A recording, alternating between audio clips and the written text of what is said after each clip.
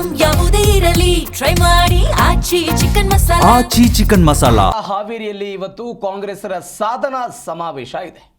ಕಾಂಗ್ರೆಸ್ ಸರ್ಕಾರ ರಾಜ್ಯದಲ್ಲಿ ಅಧಿಕಾರಕ್ಕೆ ಬಂದು 1000 ದಿನಗಳು ಪೂರೈಕೆಯಾದ ನಂತರ ಇದೀಗ ಕಾಂಗ್ರೆಸ್ಸಿನ ಸಾಧನಾ ಸಮಾವೇಶ ಹಾವೇರಿಯಲ್ಲಿ ಭೂ ಗ್ಯಾರಂಟಿ ಸಮರ್ಪಣಾ ಹೆಸರಿನಲ್ಲಿ ಕಾರ್ಯಕ್ರಮ ನಡೀತಾ ಇದೆ.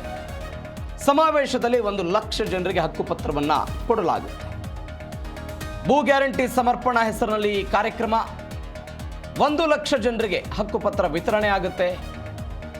ಹಾವೇರಿ ನಗರದ ಹೊರವಲಯದಲ್ಲಿರುವ ಅಜ್ಜಯ್ಯನಗುಡಿ ಪ್ರದೇಶದಲ್ಲಿ ವೇದಿಕೆಯನ್ನು ಹಾಕಲಾಗಿದೆ. 2 ಲಕ್ಷಕ್ಕೂ ಅಧಿಕ ಜನ ಭಾಗವಹಿಸುವಂತ ಸಾಧ್ಯತೆ ಇದೆ ಈ ಕಾರ್ಯಕ್ರಮದಲ್ಲಿ.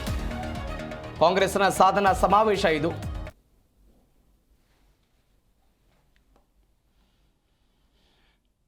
ಹಾವೇರಿಯಲ್ಲಿ ಇವತ್ತು ಕಾಂಗ್ರೆಸ್ನ ಸಾಧನಾ ಸಮಾವೇಶ ಇದೆ. ಮುಖ್ಯಮಂತ್ರಿ ಸೇರಿದಂತೆ ಎಲ್ಲ ಗಣ್ಯಾತಿ ಗಣ್ಯರು ಅಲ್ಲಿ ಭಾಗವಹಿಸ್ತಾ ಇದ್ದಾರೆ. ಹಾಗಾದ್ರೆ ಏನೆಲ್ಲ ಸಿದ್ಧತೆಗಳಾಗಿದೆ, ಯಾರೆಲ್ಲ ಭಾಗವಹಿಸ್ತಾರೆ, ಎಲ್ಲದರ ಬಗ್ಗೆ ಹೆಚ್ಚಿನ ಡೀಟೇಲ್ಸ್ ಕೊಡ್ತಾರೆ ನಮ್ಮ ಹಾವೇರಿ ಪ್ರತಿನಿಧಿ MD ಹಣಗಿ ನೇರ ಸಂಪರ್ಕಕ್ಕೆ ಸಿಕ್ಕಿದ್ದಾರೆ. ಹಣಗಿ, ಹಾವೇರಿಯಲ್ಲಿ ಅನೇಕ ರಾಜಕೀಯ ಸ್ಥಿತ್ಯಂತರಗಳಿಗೆ ವೇದಿಕೆಯಾಗಿದ್ದನ್ನ ಇತಿಹಾಸದಲ್ಲಿ ಗಮನಿಸಿದ್ದೀವಿ. ಕಾಂಗ್ರೆಸ್ನ ಸಾಧನಾ ಸಮಾವೇಶ ಇದು. ಯಾವೆಲ್ಲ ನಾಯಕರು ಬರ್ತಾ ಇದ್ದಾರೆ, ಏನೆಲ್ಲ ಇದೆ ಇವತ್ತಿನ ಕಾರ್ಯಕ್ರಮದ ರೂಪುರೇಷೆ?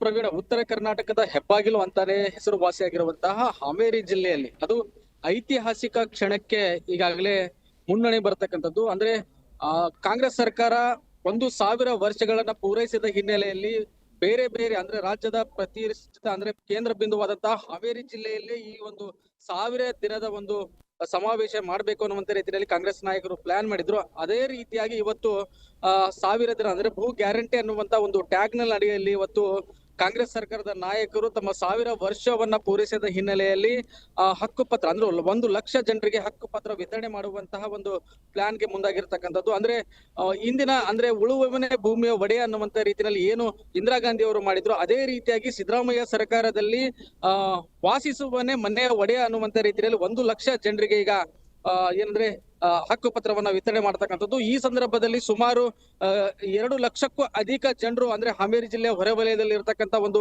ಸ್ಟೀಲ್ ಟೆಂಟ್ ಏನ್ ಮಾಡಿದ್ದಾರೆ, ಜರ್ಮನ್ ಟೆಂಟ್ ನಲ್ಲಿ, ಈ ಟೆಂಟ್ ನಲ್ಲಿ ಅಜ್ಜಯ್ಯನ ಗದ್ದಿಗೆಯ ಮೈದಾನದಲ್ಲಿ ಮಾಡತಕ್ಕಂಥದ್ದು. ಇಲ್ಲಿ ಏನಂದ್ರೆ 2 ಲಕ್ಷಕ್ಕೂ ಅಧಿಕ ಜನರು ಸೇರುವಂತ ಸಾಧ್ಯತೆ ಇರತಕ್ಕಂತ ಹಿನ್ನೆಲೆಯಲ್ಲಿ, ಜೊತೆಗೆ ಅಹಿತಕರ ಘಟನೆಗಳು ಸಹ ನಡೆಯುವಂತ ಸಾಧ್ಯತೆ ಇರತಕ್ಕಂತ ಹಿನ್ನೆಲೆ ಪೊಲೀಸ್ ಬಿಗಿ ಭದ್ರತೆಯನ್ನು ಸಹ ಒದಗಿಸಲಾಗಿದೆ. ಯಾರೇ ಸಹ ಏನೇ ವೆಹಿಕಲ್ ಗಳಾಗಿರ್ಬೋದು, ಜನಸಾಮಾನ್ಯರಾಗಿರ್ಬೋದು, ಎಲ್ಲರನ್ನು ಚೆಕ್ ಮಾಡುವ ಮೂಲಕವಾಗಿ ಸ್ಟೇಜ್ ಎಂಟ್ರಿಗೆ ಕೊಡ್ತಕ್ಕಂಥದ್ದು. ಜೊತೆಗೆ ಈಗಾಗಲೇ ಈ ಸಮಾವೇಶದಲ್ಲಿ CM ಸಿದ್ದರಾಮಯ್ಯ ಆಗಿರ್ಬೋದು, ಜೊತೆಗೆ DK ಶಿವಕುಮಾರ್ ಆಗಿರ್ಬೋದು, ಸಚಿವ ಸಂಪುಟದಲ್ಲಿರ್ತಕ್ಕಂತಹ ಎಲ್ಲ ನಾಯಕರು ಇವತ್ತು ಹಾವೇರಿಯಲ್ಲಿ ಬೀಡು ಬಿಟ್ಟು ಈ ಸಮಾವೇಶದಲ್ಲಿ ಎಲ್ಲ ರೀತಿಯಾದಂತಹ ತಮ್ಮ ಅಧಿಕಾರದ ಅವಧಿಯಲ್ಲಿ ಮಾಡಿರ್ತಕ್ಕಂಥ ಕೆಲಸಗಳನ್ನ ಜನರಿಗೆ ಸಾರುವುದರ ಜೊತೆಗೆ ಏನಂದ್ರೆ 1 ಲಕ್ಷಕ್ಕೂ 1 ಲಕ್ಷ ಜನರಿಗೆ ಏನಂದ್ರೆ ಹಕ್ಕುಪತ್ರ ವಿತರಣೆ ಮಾಡ್ತಾರೆ. ಆದ್ರೆ CM ಸಿದ್ದರಾಮಯ್ಯ ಮತ್ತು DK ಶಿವಕುಮಾರ್ ಅವರ ಸಮ್ಮುಖದಲ್ಲಿ 3500 ಜನರಿಗೆ ಹಕ್ಕುಪತ್ರ ವಿತರಣೆ ಮಾಡ್ತಾರೆ. ಜೊತೆಗೆ ಜಿಲ್ಲಾ ಉಸ್ತುವಾರಿ ಸಚಿವರಾದಂತಹ ಶಿವಾನಂದ ಪಾಟೀಲ್ ಆಗಿರ್ಬೋದು, ಜೊತೆಗೆ ಕೃಷ್ಣ ಬೈರೇಗೌಡರ ನೇತೃತ್ವದಲ್ಲಿ ಇನ್ನುಳಿದಂತಹ ಜನರಿಗೆ ಹಕ್ಕುಪತ್ರ ವಿತರಣೆ ಮಾಡ್ತಾರೆ ಅನ್ನೋದು ಸದ್ಯಕ್ಕಿರ್ತಕ್ಕಂಥ ಮಾಹಿತಿ. ಜೊತೆಗೆ ಒಟ್ಟಾರಾಗಿ ಹೇಳೋದಾದ್ರೆ